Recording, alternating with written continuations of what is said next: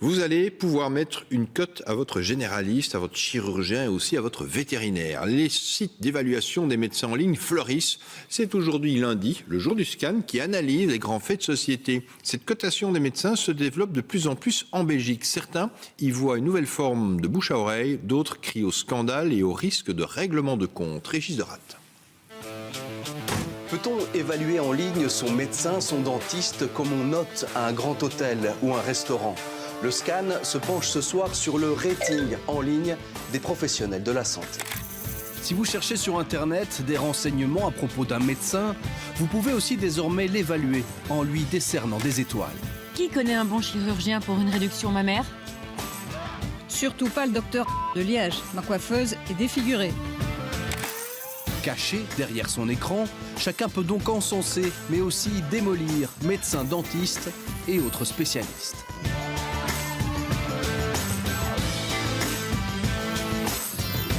Sébastien Leitgens est le créateur du site internet Qui connaît un bon.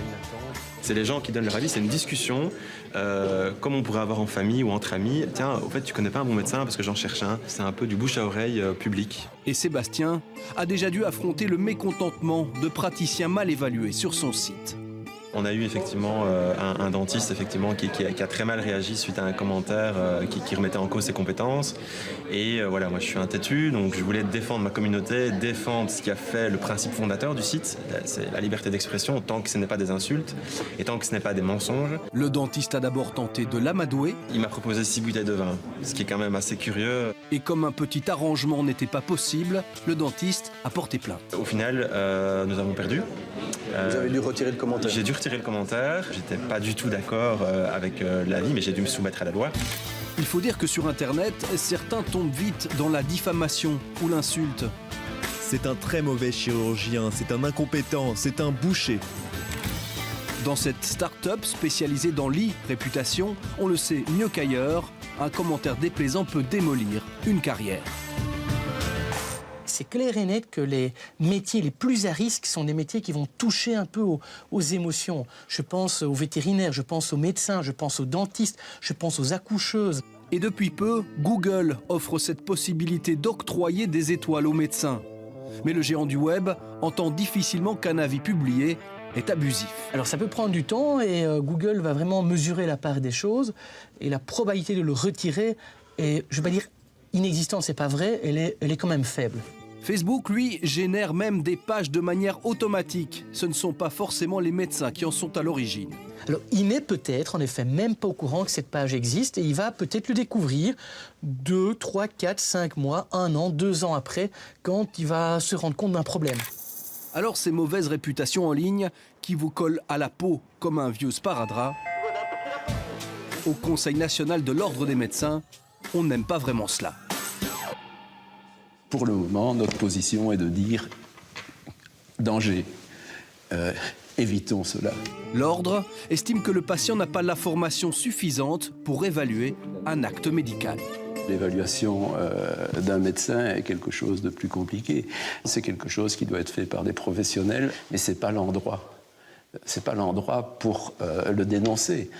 Nous disposons en Belgique de structures qui sont là pour recevoir les plaintes des patients, et ce sont les cours et tribunaux. Dans le monde moderne, il est aujourd'hui impossible d'échapper aux avis des internautes sur la toile.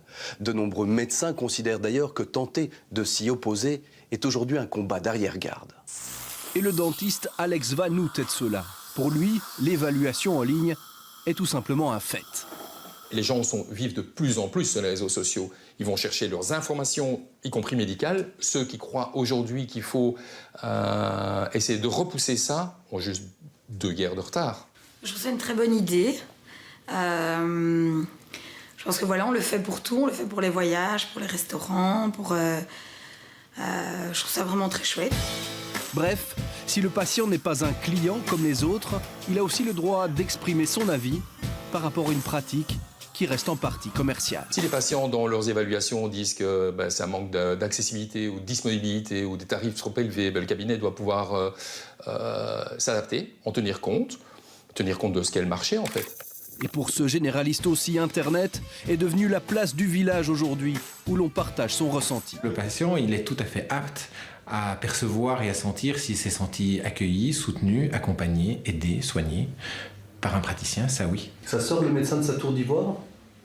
Je pense que ça l'oblige à reconsidérer sa pratique un peu autrement. Aux professionnels de la santé d'intégrer donc cette réalité nouvelle. Une idée, une info, une seule adresse, le scan@rtbf.be. Le scan revient lundi prochain.